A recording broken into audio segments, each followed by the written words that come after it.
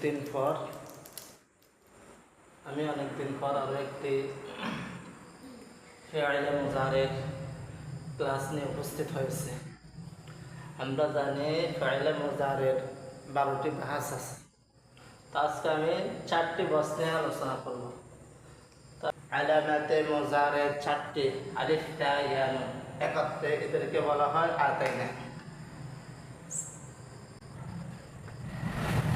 ইয়া নুনের 4টিকে বলা হয় আলামাতে মুজাহারে।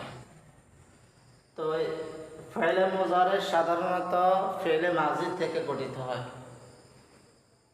ফেলে মাজির ফাকালিমার পূর্বে আলামাতে মুজাহারের 4টি থেকে যে কোনো একটি ব্যবহার হয়ে লাম কালিমা ফেল দিলেই ফেলে মুজাহারের সিগা হয়। তাহলে ফেলে মাজি থেকে ফেলে মুজাহারে গঠিত হয়। ফেলে মাজির পূর্বে ফাকালিমার পূর্বে আলামাতে মুজাহারের 4টি চিহ্ন থেকে যে কোনো একটি ব্যবহার করে লাম কালিমায় ফেল দিলেই ফেলে মুজাহারে গঠিত হয়। তো এখানে আমি ফেলে মুজাহারের 14টি সিগা লিখছি। ইয়াফআলু, ইয়াফআলান, ইয়াফআলুনা, তাফআলু, তাফআলান, ইয়াফআলনা, তাফআলু, তাফআলান, তাফআলুনা, তাফআলিনা, তাফআলান, তাফআলনা, আফআলু, নাফআলু। এই 14টি সিগা। এই 14টি সিগার মধ্যে আলামাতে মুজাহারের আলিফ তা ইয়া নুন ইয়া ব্যবহৃত হয় 4টি সিগা। তা ব্যবহৃত হয় 8টি সিগা। নুন 1টি সিগা এবং আলিফ 1টি সিগা ব্যবহৃত হয়। তো আলামাতে মুজাহারের ইয়া 4টি সিগা ব্যবহৃত হয়। ইয়াফআলু, ইয়াফআলান, ইয়াফআলুনা। জামা মুয়ান্নাসের 1টি সিগার মধ্যে এই মোটে ইয়া ব্যবহৃত হয় আর 8টি সিগায় তা ব্যবহৃত হয়।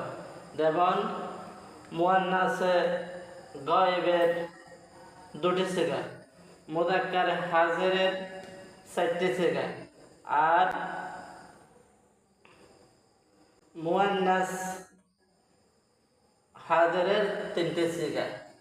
তাহলে এই 6টি আর 2টি 8টি সিগায় তা ব্যবহৃত হয়। 1টি সিগা ওয়াহিদ মুতাকাল্লিমে আলিফ ব্যবহৃত হয়, জামা মুতাকাল্লিমে নুন ব্যবহৃত হয়। এই জন্য আবার নুন ইরাবি যার বিশিষ্ট নুন এর ব্যবহৃত হয় 2, 3, 4টি সিগা। এই 4টি সিগা নুন ইরাবিকে যার বিশিষ্ট করে। তো এই জন্য যে ব্যক্তি এই 14টি সিগা পারবে সে আলিফ মুজাহারের 12 বাহাসের মধ্যে আজকে আমি বলছি 4টি বাহাস নিয়ে আলোচনা করব। এই 4টি বাহাসের সিগাগুলো গঠন করতে পারবো। আমি লিখলাম ইয়াফআলু, ইয়াফআলান, ইয়াফআলুনা, তাফআলু, তাফআলান, ইয়াফআলনা, তাফআলু, তাফআলান, তাফআলুনা, তাফআলিনা, তাফআলান, তাফআলনা, আফআলু, নাফআলু। ইসবাত ফি'লে মুজাহারে মারুফ হলে সিগা গঠন করা হবে তখন এই ফাকালিমার পর আলামাতে মুজাহারের শব্দগুলোর মধ্যে ফেল বিশিষ্ট হলে মাজহুল গঠিত হয়। যেমন ইয়াফআলু থেকে মাজহুলের বেলা হবে ইউফআল, মাজহুল হবে ইউফ।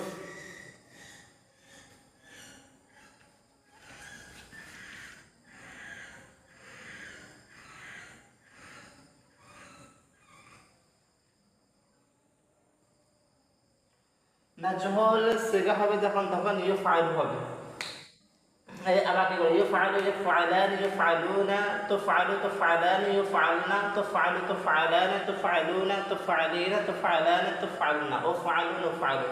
একই রকম, শুধু আলামাতে মুজাহারের চিহ্নগুলোর মধ্যে ফা কালিমার পূর্বে যে চিহ্নগুলো থাকে এগুলো ফেল বিশিষ্ট করে লাম কালিমায় ফেল দিলে ইসবাত ফি'লে মুজাহারে মাজহুলের সিগা গঠন করা হয়।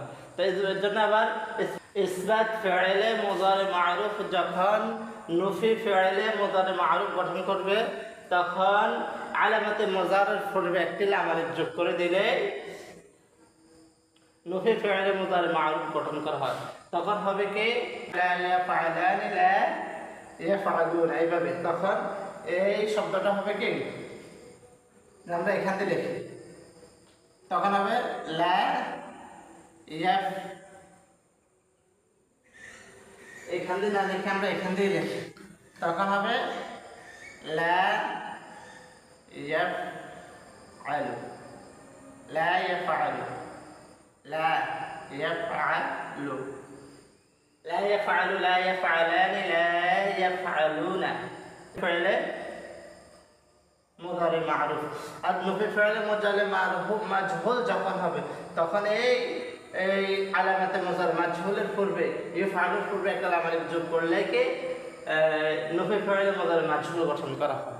এর জন্য আমরা এই 14টি সিগা যে ব্যক্তি পরিপূর্ণভাবে মুখস্থ করবে সে মুজারে মারুফ ভাষার সিগাগুলো পরিপূর্ণভাবে হারবে। এর জন্য 60-14 যে 14টি পারবো সে 60-14 14 গুণ 28 3 14 42 60-14 56 এই 56টি সিগা পারি দেবে।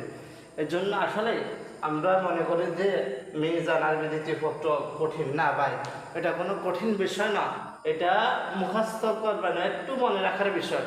এবং আমরা সাধারণত এই সরবের প্রথম গর্দানগুলো যে ব্যক্তি পরিপূর্ণভাবে মুখস্থ করবে সে তার জন্য কি মিজানের অন্যান্য সিগাগুলো নির্ণয় করা সহজ দেয়।